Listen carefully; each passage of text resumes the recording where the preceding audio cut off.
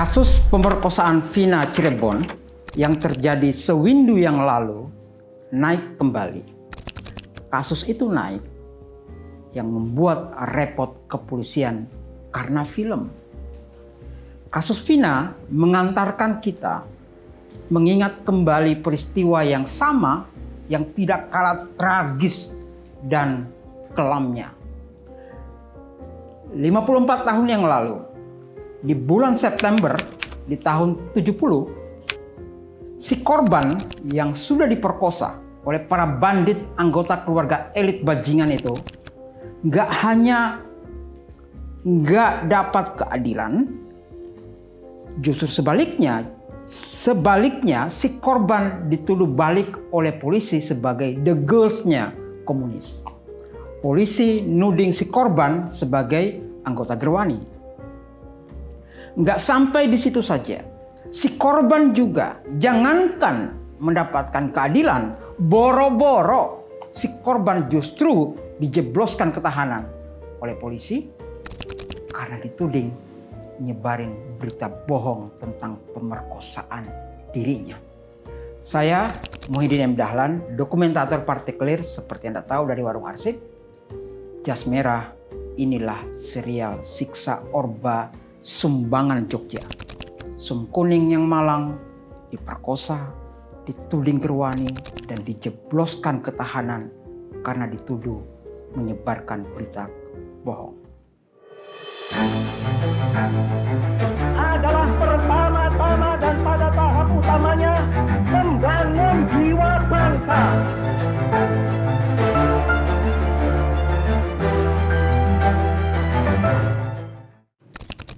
Sum Kuning, orang kampungnya di Godean sana, Kabupaten Sleman, memanggil Sum dengan tambahan kuning. Sum Kuning.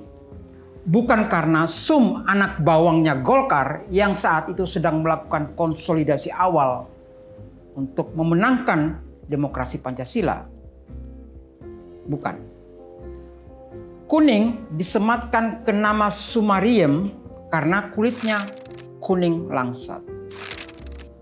Umurnya baru 17 tahun, sekolah rakyat, dan Sum Kuning betul-betul nggak menduga kalender sial itu terjadi pada Senin Pahing 21 September tahun 70. Dari kampungnya, dari Godean, terang tanah subuh gitu, Sum Kuning membawa sekeranjang telur untuk dijual ke kota. Jualnya itu di seputaran itu, Malioboro itu loh. Sum Kuning punya beberapa pelanggan. Nah, ia itu Sum menagih kesana kemari gitu. Jadi hari Senin itu sampai sore. Biasanya bus rute Jogja Ngijon itu ngetem di daerah Ngampilan. Karena udah sore, diberitahu oleh orang sekitar situ, nahan busnya ke arah Ngupasan aja. Jadi Sum Kuning itu diarahkan untuk jalan lagi ke utara. Kalau kalian nggak ngeh dengan kampung Ngupasan itu adalah areal Benteng Fredebuk, Istana Agung, BNI 46, kilometer 0 itu masuk semua dalam kampung Ngupasan namanya di Jogja. Dan betapa kagetnya Sum Kuning. Udah mau maghrib, saat jalan di depan asrama polisi. Tahu kan asrama polisi di daerah Ngupasan? Dari jalan Patok yang terkenal dengan bakpianya itu, Sum Kuning tersentak. Tiba-tiba saja ada sebuah mobil jeep ngerem mendadak dari arah belakangnya. Berhenti tepat di samping Sum Kuning. Tanpa alif bata, Sum Kuning kemudian langsung diseret masuk dengan paksa oleh, ini pengakuan Sum Kuning ya, yang awal, oleh pemuda-pemuda gondrong. Nah itu istilahnya dia itu, pemuda-pemuda gondrong, karena masih dihafal 3 atau 4 orang. Dan masuk ke dalam mobil, kayaknya jeepnya itu hardtop Toyota itu loh. Nah di kabin jeep itu, leher Sum Kuning itu diancam dengan belati. Sum ditelentangkan gitu. Dan Sum Kuning ingat, jeep itu melewati rel kereta api, kemungkinan dia berlari ke arah Jalan Magelang. Karena dia rasakan ada goncangan dari tronjolan rel kereta api.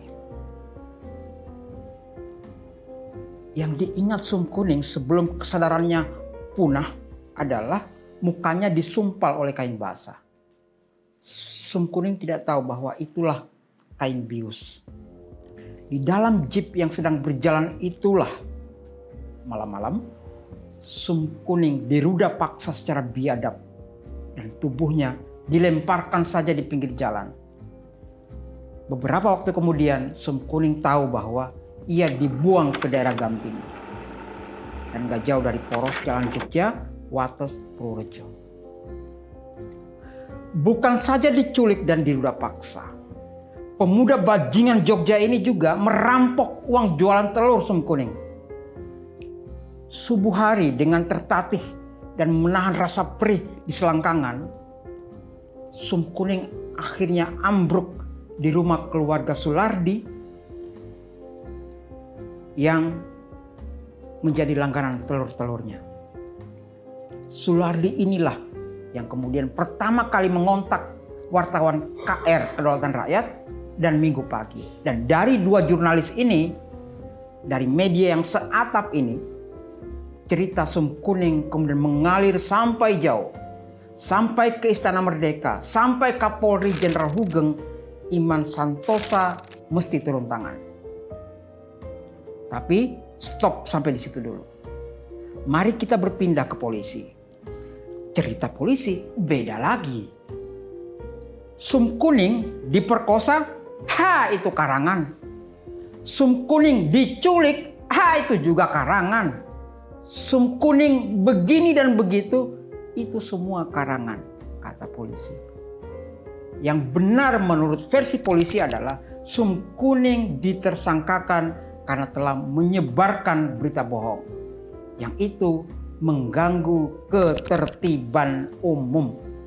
Apalagi pemerintah sedang giat-giatnya mengejar sisa-sisa gerombolan PKI dan pemerintah sedang menyiapkan pemilu. Pasalnya adalah masyarakat banyak sudah mendeteksi pelakunya ini, si ini, dan si ini. Bahwa ini di kepala masyarakat, pelaku pastilah bukanlah dari kalangan orang miskin. Pasti. Mana ada tukang bakso yang naik dan punya jeep, gitu. Pastilah jeep datang dari keluarga elit. Si gondrong A, si gondrong B, si gondrong C, si gondrong D, pastilah berasal dari keluarga berada. Dan isu perkosaan ini makin panas karena sebelum kasus Sum Kuning, sebelumnya 2 atau 3 bulan sebelumnya, guru Stella Dutch juga diperkosa dan tak jelas juntrungannya kasus ini. Nggak selesai dan nggak terungkap sama sekali. Saat itu di kepala masyarakat tersusun jejak para pelaku. Dalam tanda kutip, anak-anak orang terkemuka. Itu di kepala publik itu. Nah, polisi Jogja menghindari betul versi cerita yang berkembang di masyarakat kayak gini. Sialnya, para jurnalis bersolidaritas dan melakukan investigasi sendiri yang kemudian bertabrakan hebat dengan versi polisi. Menurut polisi, Sum Kuning ini menyebarkan hoax, menyebarkan berita bohong. Gadis S, ya itu istilah polisi, Sum Kuning maksudnya, terinspirasi ngarang diperkosa karena ada kasus guru Stella Dutch. Bayangkan ini gadis 17 tahun loh, lulusan sekolah rakyat. Yang benar kata polisi, sore itu Senin Pahing 21 September, saya ulang kembali, tahun 70, waktu sudah jam 9 malam. Sum Kuning lewat di sebuah warung. Dan warung itu tempat mangkalnya lelaki penggoda. Nah, Sum Kuning pindah ke warung sebelah karena terganggu. Mungkin karena capek, Sum Kuning tertidur sampai tengah malam. Masih di pasar. Betapa kagetnya Sum Kuning saat bangun, uangnya raib semuanya. Karena galau, Sum Kuning kemudian kembali berjalan tengah malam ke arah kota. Saat itulah ia disamperin oleh laki-laki yang kemudian dikenal dengan nama Trimo. Tahu Trimo siapa? Pedagang bakso. Menurut polisi, Sum Kuning tidak berani menolak ajakan Indehoi Trimo ini. Dan terjadilah yang terjadi. Menurut polisi, Sum Kuning nggak diruda paksa. Tapi mau sama mau dengan Trimo si pedagang bakso ini. Hasil kesimpulan itu didapatkan polisi setelah polisi meminjam Sum Kuning dari rumah sakit Bethesda untuk dilakukan pemeriksaan intensif, kata lain dari interogasi. Sum Kuning dipinjam selama 10 hari lebih oleh perwira pertama Sukirno dan Soekarno, Kirno dan Karno. Sum Kuning 2 kali dipindah. Mula-mula diperiksa di rumah petinggi polisi di Kolombo, ya dekat UNY itu loh, daerah Demangan. Lalu dipindah lagi di rumah yang lain. Jadi Sum Kuning ini 2 kali diamankan di rumah perwira polisi. Jadi bukan di kantor polisi loh ya. Di rumah perwira polisi diamankan. Dari siapa? Ya dari jurnalis gitu. Selama beberapa minggu pemeriksaan itu, Sum Kuning digarap habis-habisan. Hingga nantinya dia iya aja kata polisi karena sudah sangat lelah lahir dan batin. Bahkan ada satu scene dalam pemeriksaan itu yang menuding bahwa Sum Kuning ini gadisnya PKI. Sum Kuning ini adalah kadernya Gerwani. Untuk memuaskan tuduhan itu, para penuding ini meloloskan pakaian Sum Kuning. Ngapain? Nyari tato Gerwani. Sembari dibentak, mana itu cap Gerwanimu? Ini nyari tatonya di mana? Saat itu vonis kalau terlibat Gerwani atau PKI itu sudah vonis mati sebetulnya. Jangan coba-coba. Polisi memakai metode itu untuk gadis 17 tahun bernama Sum Kuning, korban pemerkosaan laknatullah. Polisi tampaknya lupa betul bahwa Sum Kuning ini divisum. Hasil visum itu menunjukkan bahwa Sum Kuning tidak sakit karena aktivitas seks yang normal bersama Trimo si penjual bakso. Pengadilan Sum Kuning memang menjadi pengadilan luar biasa gilanya di Jogja. Sum Kuning diajukan ke pengadilan bukan perkara penculikan, bukan perkara pemerkosaan, dan juga bukan perkara perampasan uang telurnya. Perkara yang disidang di pengadilan adalah mendakwa Sum Kuning nyebarin berita bohong. Hasilnya adalah seantero Jogja ramainya minta ampun. Berbondong-bondong ahli hukum menjadi pembela Sum Kuning secara pro bono, gak dibayar. Mereka gak mau Sum Kuning, orang kecil ini 17 tahun, remaja, menjadi korban dari sesat hukum. Opini publik versus opini polisi. Opini jurnalis yang menjaga dan menginvestigasi versus opini penyidik yang menginterogasi dan melakukan cara-cara tidak patut. Di kepala publik, pelakunya adalah orang gedongan, anggota keluarga polisi, keluarga bangsawan raja, anggota keluarga pahlawan revolusi. Sementara di kepala polisi, pelakunya adalah tukang bakso, tukang sate, mahasiswa kere. Nah, kebayang gak itu?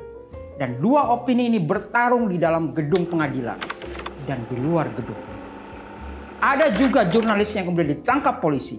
Namanya Slamet Jabarudi dari pelopor Jogja. Dia ditangkap kemudian ditahan. Beberapa media nasional atau daerah lain seperti Pikiran Rakyat di Bandung sering sekali mengutip tulisan-tulisan Slamet Jabarudi ini. Yang memang sedari awal meyakini dari fakta yang dikumpulkan bahwa Sum Kuning ini diculik, Sum Kuning ini diperkosa, Sum Kuning ini dirampok. Oleh siapa? Nah, itu soalnya. Ormas-ormas perempuan terlibat aktif, juga berada di belakang Sum Kuning. Pengadilan Negeri Jogja selalu penuh dan melimpah manusia. Padahal pengadilan Sum Kuning tertutup karena kasus asusila. Jaksa menuntut Sum Kuning bersalah menyebarkan berita bohong dengan penjara 3 bulan. Tapi hakim memutus Sum Kuning bebas. Nyonya L. Mulyanto, 17 Desember 1970,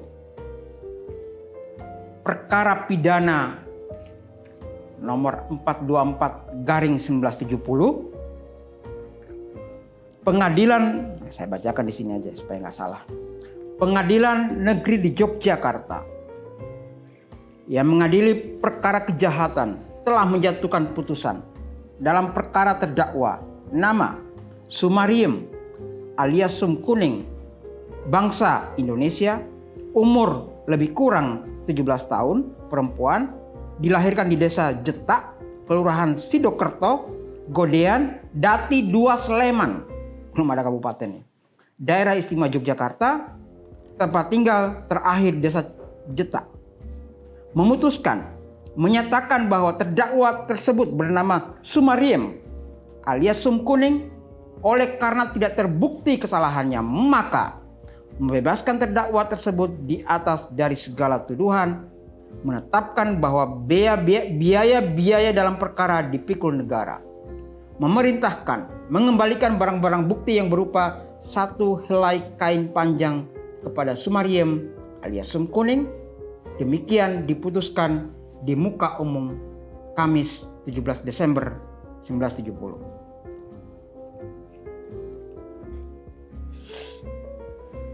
Artinya apa? Keputusan pengadilan ini ngasih arti bahwa ada yang gak beres.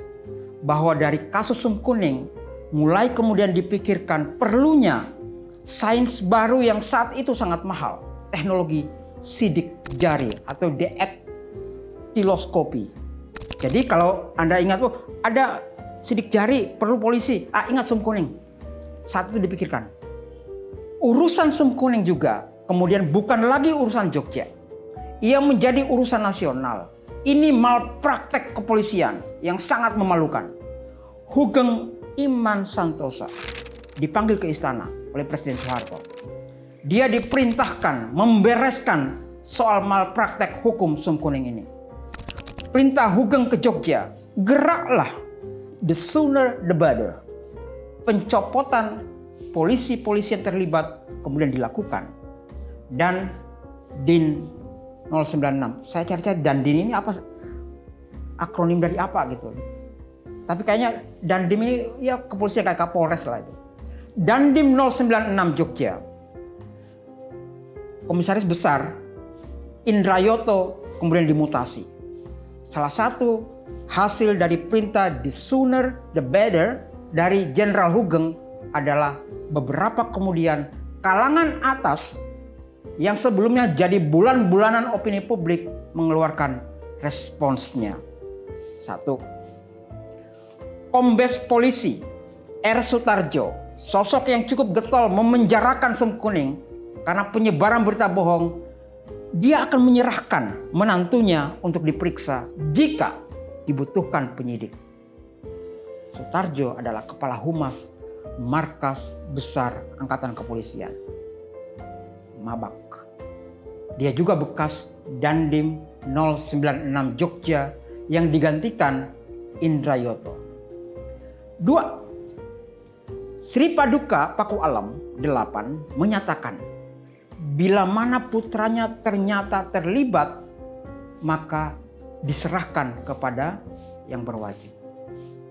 Kasus Sum Kuning betul-betul menggoyahkan wajah kepolisian kita. Isu terakhir, kasus Sum Kuning diambil alih oleh Taperpo, tim pemeriksa pusat Kopkamtib. Artinya Sum Kuning jadi masalah stabilitas nasional. Jadi masalah stabilitas nasional. Istilah Kopkamtib ini, maaf saja ya, nanti akan sangat akrab dalam kamus Siksa Orba Jas Merah ini. Kasus Sum Kuning adalah salah satu wajah kelam Orde Baru. Mau tahu kelanjutan kasus Sum Kuning dari Godean ini? Ruwet dan makin ribet. Terdakwanya ada tukang sate lah, ada mahasiswa lah, dan kemudian nambah sampai 10 orang. TKP-nya juga itu apa ya TKP-nya itu ya? Kan dari Jogja tuh TKP-nya. Dari Bumijo itu loh sampai Gamping. Ini meluas sampai ke Klaten, bayangkan. Dan seperti kasus Vina Cirebon, Sum Kuning juga dialihwahanakan dari laporan jurnalistik dan catatan pengadilan ke layar sinema. Kalau Vina meraup 5 juta penonton, maka Perawan Desa terpilih menjadi film bioskop terbaik FFI 1980. Casting Sum Kuning dimainkan Yati Surahman. Skenarionya oleh jurnalis dan teaterawan Putu Wijaya dan sutradaranya adalah Rorim Pandey. Perawan Desa diedarkan di masa Repulita II baru berjalan 2 tahun dengan Soeharto sebagai presiden dan Adam Malik sebagai wakil presiden. Buku yang ada di tangan saya sekarang ini adalah buku subversif. Dilarang Kejaksaan Tinggi Daerah Istimewa Yogyakarta di bulan Maret tahun 71. Percetakannya namanya Radia Indira disegel oleh Kejaksaan. Saya Muhyiddin M. Dahlan, dokumentator partikelir dari Warung Arsip, dari Galeri dan Kafe Tiga Rupa Pandega di Kabupaten Sleman, Jas Merah. Sampai jumpa di serial Siksa Orba berikutnya.